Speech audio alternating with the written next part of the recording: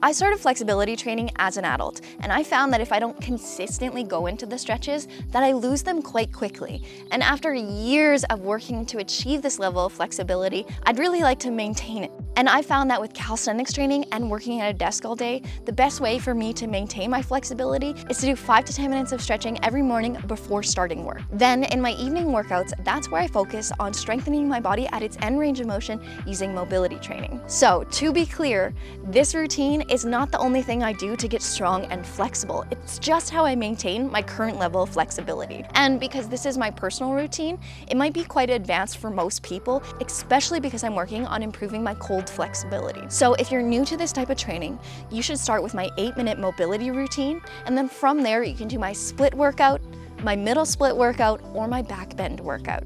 Although it can be quite hard to convince myself to stretch every morning because I'm just so eager to get to work, it does tremendously impact how I feel in my body. When I stretch, I feel mobile and fluid, and I'm able to execute my workouts. Whereas when I don't stretch, everything just sort of stiffens up, and it makes it really hard to move well and to even perform my calisthenics training because now everything is so much more stiff and sore.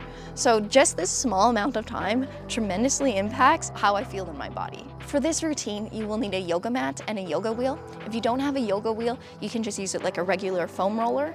And if you're newer to flexibility training, you might need some P-bars or yoga blocks to help elevate you, or even a box for some of the back bends. Okay, I think we're ready to get started. So when I first come to my mat, I just crack my back, essentially. I just roll on the roller until I get out all of the cracks.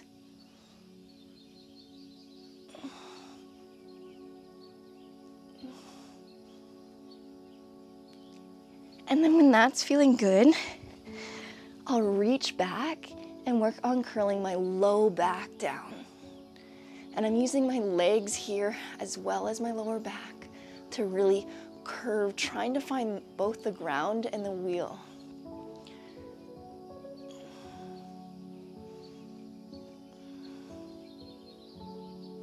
And once my low back is starting to feel more mobilized, I'll work on my upper back by grabbing the wheel, lowering to my forearms, and now internally rotating my shoulders and pushing forward. I'm squeezing my glutes here, my legs are strong, but I'm mostly focusing on the upper back.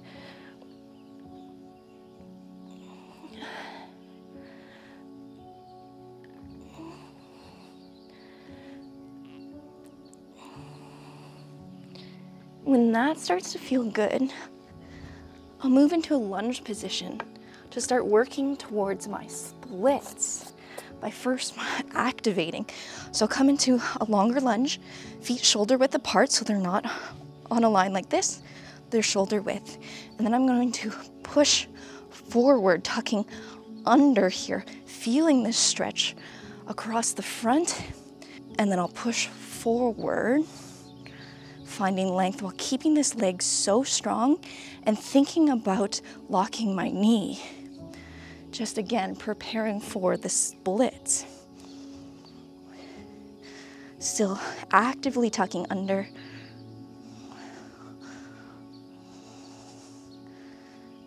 And then from there, I'm going to open into a back bend. So I'm going to arch.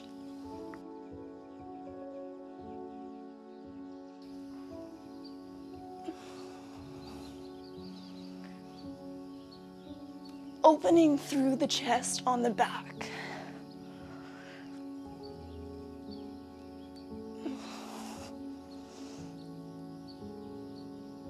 Keeping that knee locked if possible. And then going to the other side. Again, making sure my feet are shoulder width apart. Coming up nice, tall, and strong. Tucking the hips under. Pushing forward. Try not to sink too much on this side. Again, keeping them square, trying to feel the stretch over here. Now, this is my weaker leg. And my advice to you would be to start with your weaker leg, but it's hard to remember to do so. Yeah, Quads are burning here, feeling that stretch. And now we're gonna go into that arch position and reach back, breathing in.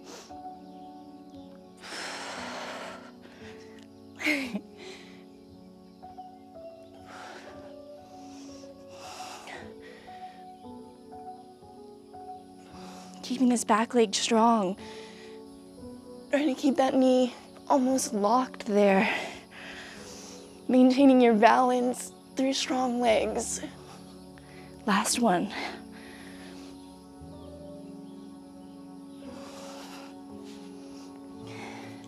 Coming onto our bums, we're going to flex the quads, flex the feet if you want. You can point them as well. I like to have them flexed. And I'm gonna reach forwards, finding length through the spine while keeping the quads strong.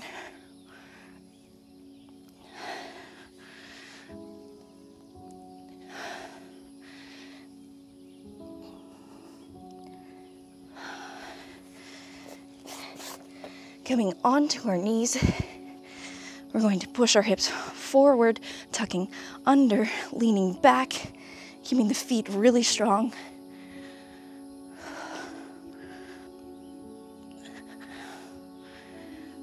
Glutes are squeezing.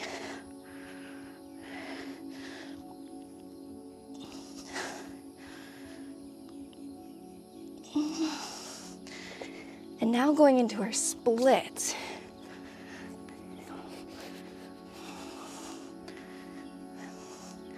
Start in a long lunge position first, touching that knee down. You might need the P-bars here.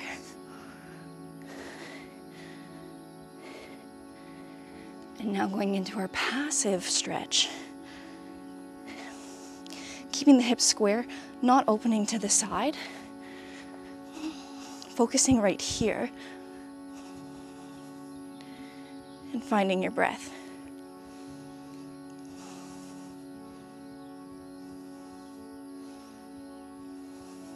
Again, I'm focusing most of my energy, finding length through my hip flexors. Going to the other side, into that long lunge again, touching the knee down for 6.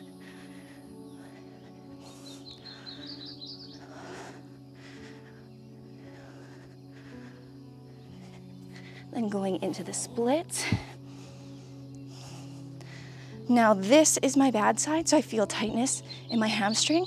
When that happens, I'll flex the quad and focus more on this back leg and really trying to square everything up. You can choose whether you want to flex the quad or not. When you flex the opposing muscle when they join at the same joint, it causes the other one to relax. You can't contract both at the same time. So when the hamstring's feeling extra tight, flexing the quad can help to release that. But if you want it to be more passive, you can let that go. I prefer to be active for a while before going into the passive stretch. But still here, focusing on that back leg, finding space there.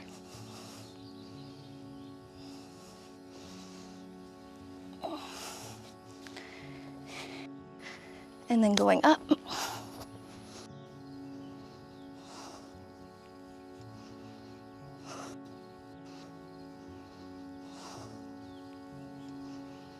Other side.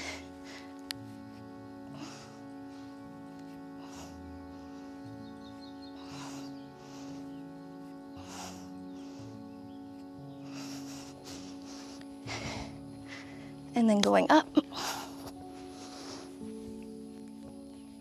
And usually here is where my body wants to clench up and forgets to breathe, which makes it so much harder. So if you can, focus on breathing for a few seconds before you give up. You want to be finding more of a relaxed breath here.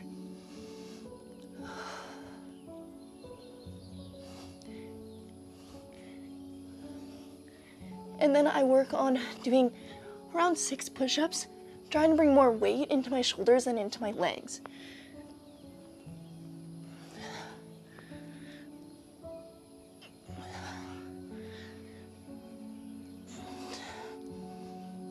Walking my feet together, maybe a little bit more out, not feeling particularly open yet, in my thoracic spine. And then straightening the legs, bringing more weight into my arms.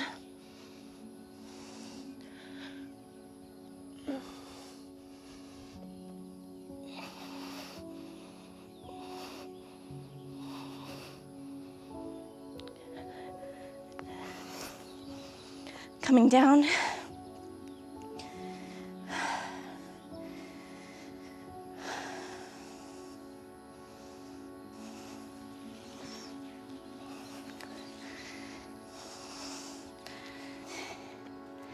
Now, this part is quite challenging for me, so if you're not there yet, that's fine.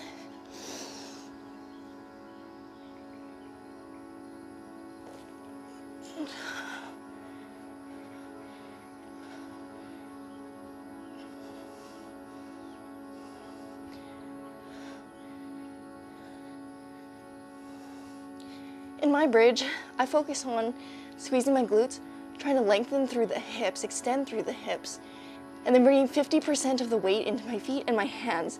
So my feet aren't holding all the weight and my hands aren't holding all the weight. Try and find an even balance between the two.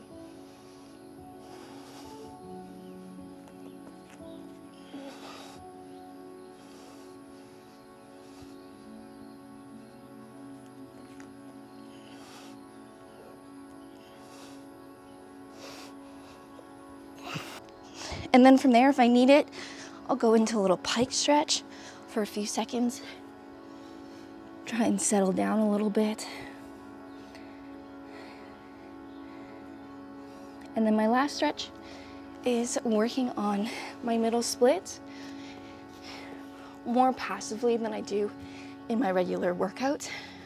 Just trying to hang out here. And I do want most of the weight in my legs. I want my legs supporting me. My hands are just helping a little bit. All the weight isn't on my arms because I want to be lengthened through the spine, pushing down through the feet, using my legs to actually hold me up here.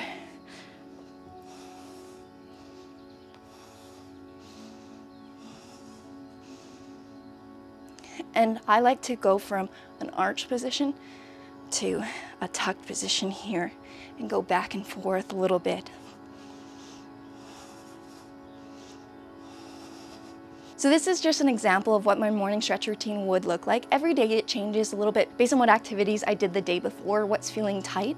But in general, I like to have a focus on the splits, the middle splits, and a back bend. The back bend, even though it's quite challenging, it helps to open up my upper body, which in calisthenics training, my upper body can become quite stiff so fast. So the bridge is nice as it works on the spine and the shoulders. For you, you might have different stretching goals based on your calisthenics goals. So take a look at what exercises you're trying to achieve and what flexibility they need, or just what your body needs. Do you sit all day at a computer? If so, then the splits is a great place to focus to combat the many hours of sitting per day because we start to open up.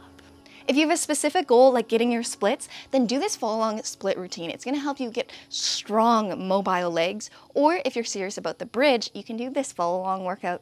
Thank you so much for being here, and I hope you have an excellent day.